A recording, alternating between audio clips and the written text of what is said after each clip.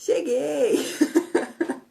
Acharam que a live não ia acontecer hoje, né, gente? Desculpa o atraso. Estou aqui e o nosso dia vai ser sempre todo dia às 8, tá? Então o atraso de hoje aí não é pra gente considerar regra, foi só uma exceção. Isso sou eu falando pro meu perfeccionismo interno, dizendo que tá tudo bem. Foi só um atraso e tá tudo bem. Mas vamos esperar uns minutinhos enquanto todo mundo chega. Oi pra todo mundo que tá chegando. Tô vendo os nominhos de vocês subindo aqui. Isso me deixa tão feliz, gente, ver vocês aqui pra gente poder orar juntos de manhã. Quem quiser ir abrindo a Bíblia já, vai ser em Marcos, capítulo 5, do versículo 21 em diante. Vamos esperar uns minutinhos para chegar todo mundo.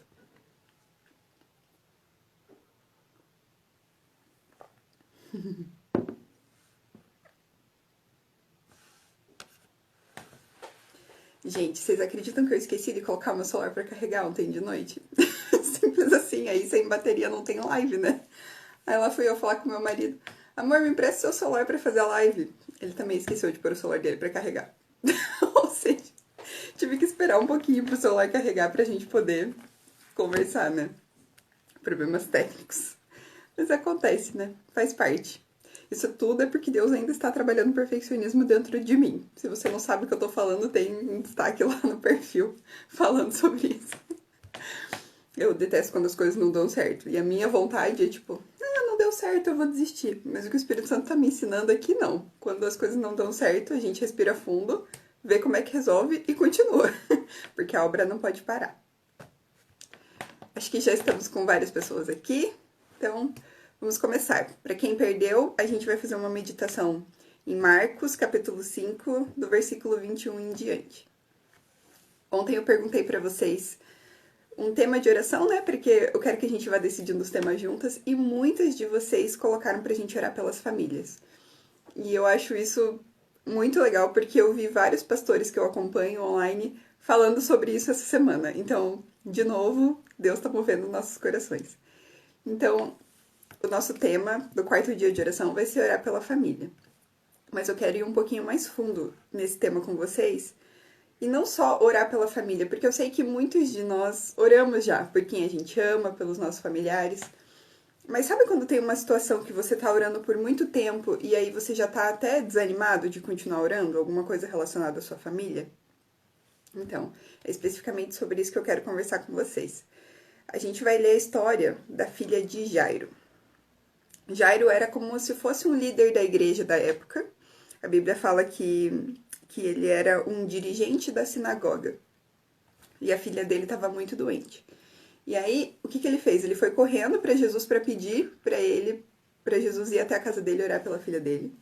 Só que assim, Jesus estava num momento do ministério dele em que ele já era muito conhecido. Então, aonde ele ia, as multidões o seguiam. Então, Jairo chega, fala para Jesus ir orar pela filha dele. E ele não só fala, ele se prostra e a Bíblia fala que ele ora insistentemente. A gente já vai ler aqui.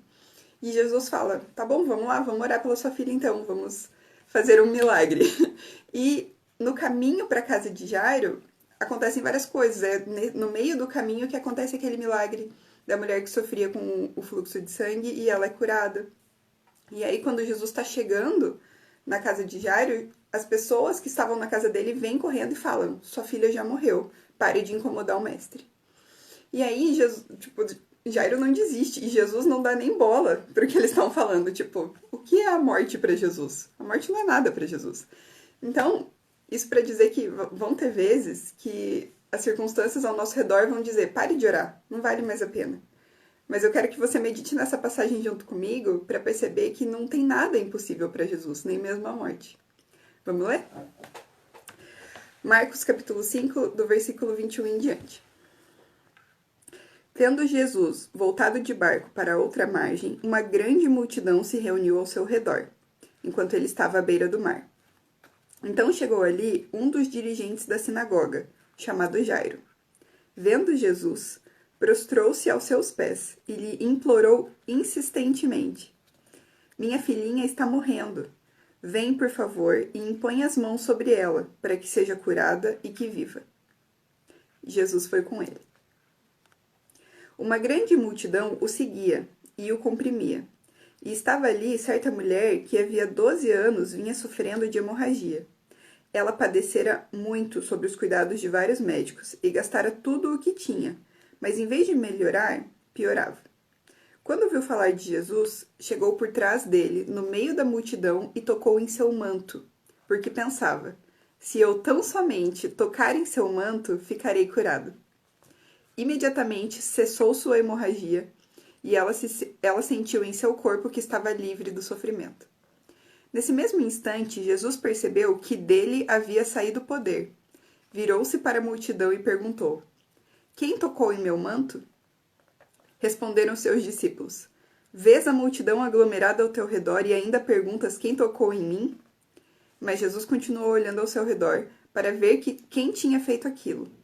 Então a mulher, sabendo o que lhe tinha acontecido, aproximou-se e prostrou-se aos seus pés.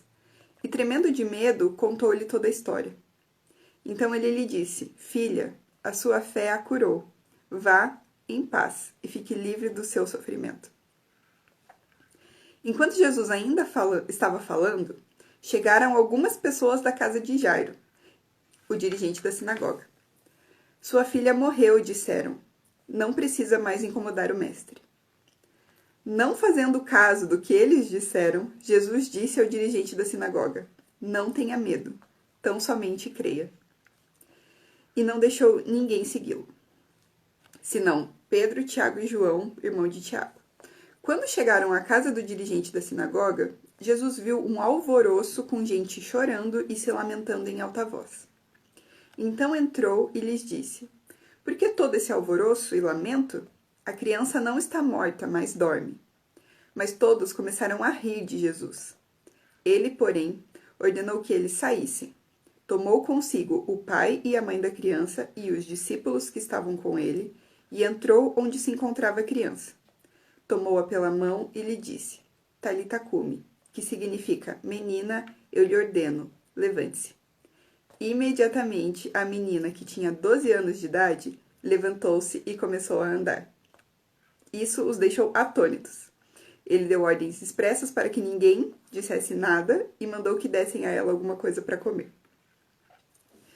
Então, vamos pensar aqui no contexto do que estava acontecendo, tá?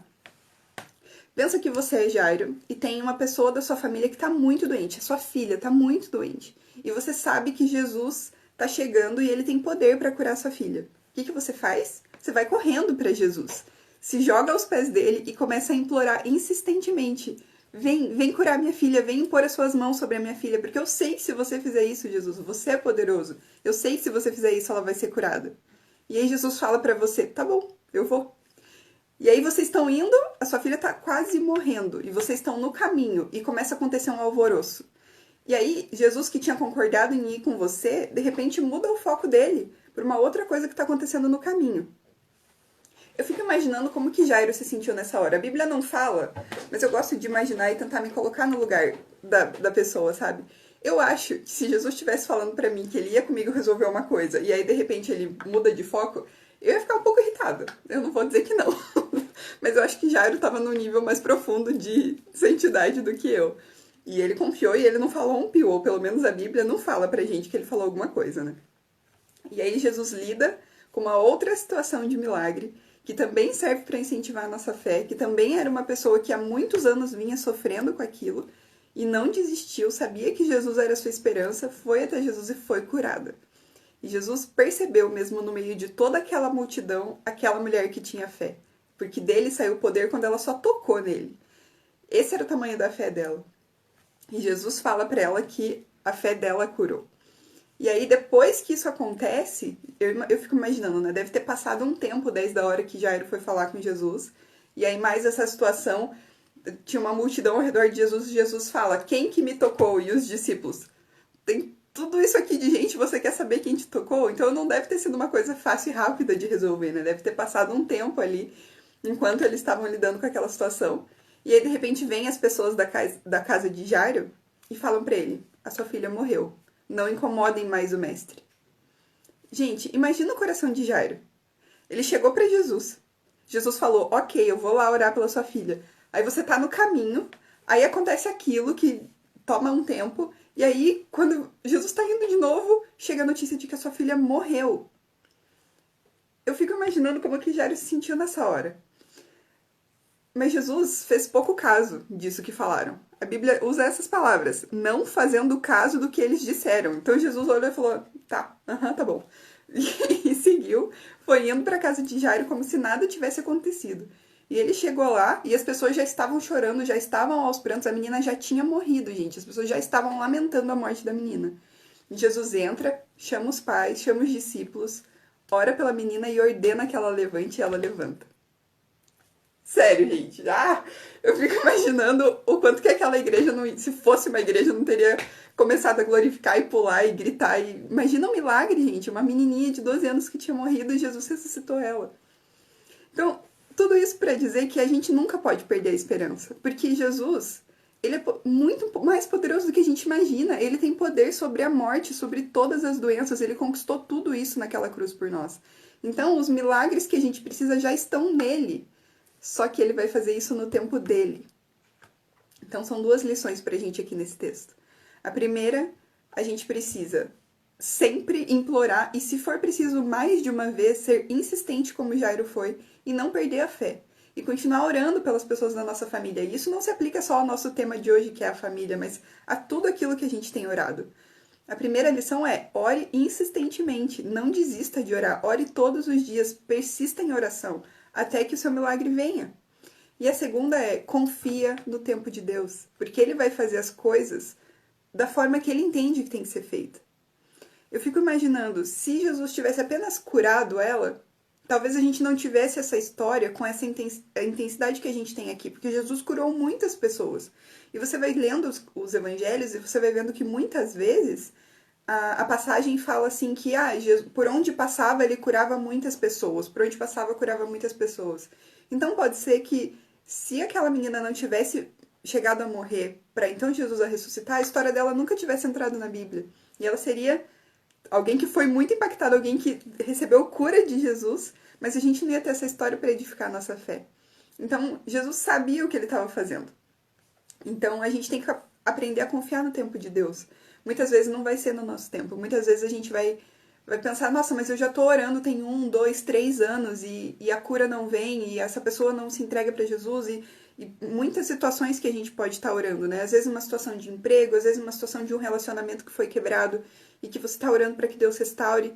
Então, muitas coisas podem acontecer. Que vai chegar um ponto que o mundo vai olhar pra gente e falar: para, não adianta mais você orar por isso, né? A menina já morreu, não incomode mais o mestre. E a sua resposta tem que ser persistir, continuar em oração. Porque Jairo podia ter falado: tá bom, mestre, não precisa mais, minha filha já morreu. Mas Jairo não falou nada, ele ficou sondando, eu imagino, né, que ele não falou. A Bíblia não fala que ele não falou, mas eu imagino que ele não falou. Se ele fez alguma coisa, não foi relevante o suficiente para alterar o plano de Jesus. E Jesus tomou o tempo dele. E aí, ainda assim, o milagre de Jairo chegou. E foi muito maior do que ele imaginou que seria.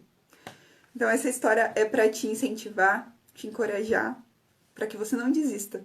Persista em oração, porque o nosso Deus é perfeito e Ele sabe todas as coisas. E a vontade dele é boa, perfeita e agradável, e ela vai acontecer no tempo certo. Tá bom? Então vamos lá anotar no nosso calendário que hoje é dia de orar pela nossa família. Depois a gente conversa mais. Um beijo, fiquem com Deus e até amanhã. Tchau!